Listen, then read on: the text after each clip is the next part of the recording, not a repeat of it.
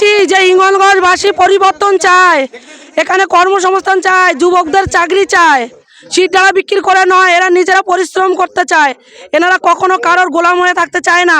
হিঙ্গলগঞ্জবাসী একটাই শব্দ তাদের মুখে, পরিবর্তন চাই, তাই বিজেপি সরকার। যদি জয়যুক্ত হন তাহলে নারী নিরাপত্তা নিয়ে আপনারা কি ভাবছেন?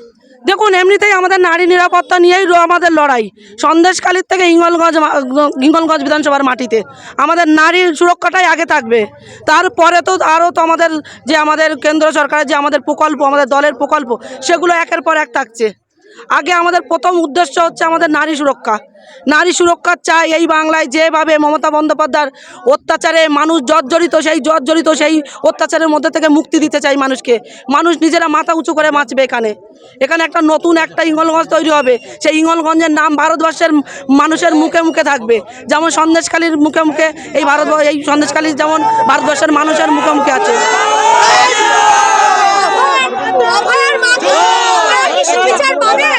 অবশ্যই পেতে হবে। এখানে বিজেপি সরকার আসবে, অবয়া কেন?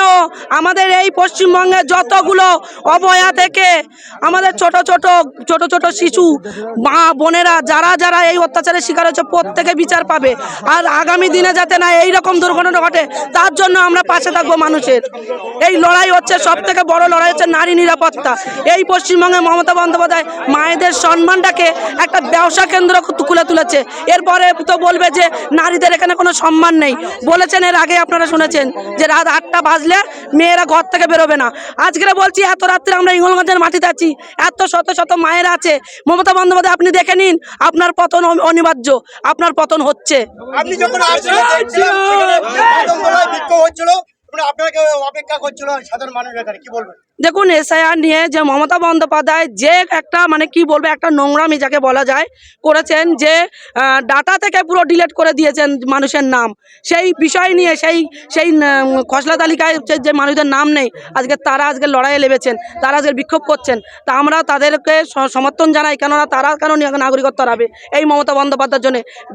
এর মতো কি বলবো, হাতের তেজপাতার মতন আজকের আমার কাশেম আলী ভাইয়ের মতো বলতে হয় যে হাতের তেজপাতার মতন ব্যবহার করে যখন বুঝতে পারলো যে সংখ্যালঘু ভোটার আমার পাশে আসছে না, অন্যদিকে চলে যাচ্ছে, তখন সেই সংখ্যালঘুদের নাম কাটা হচ্ছে, তার সাথে হিন্দুদেরও নাম কাটা হচ্ছে। কেন কাটা হচ্ছে আমরা জবাব চাই মমতা বন্দ্যোপাধ্যায়ের কাছে। দেখুন, আমরা জিতে আছি, এখানে আশাবাদী নয়, এখানে সফলতা অনিবার্য। এখানে দেখুন, এখানে সফলতা চারিদিকে, এখানে কোনো রকম আমরা বলতে পারছি না, এখানে জিত আমাদের অনিবার্য। বিজেপি সরকার প্রতিষ্ঠা হয়ে গেছে।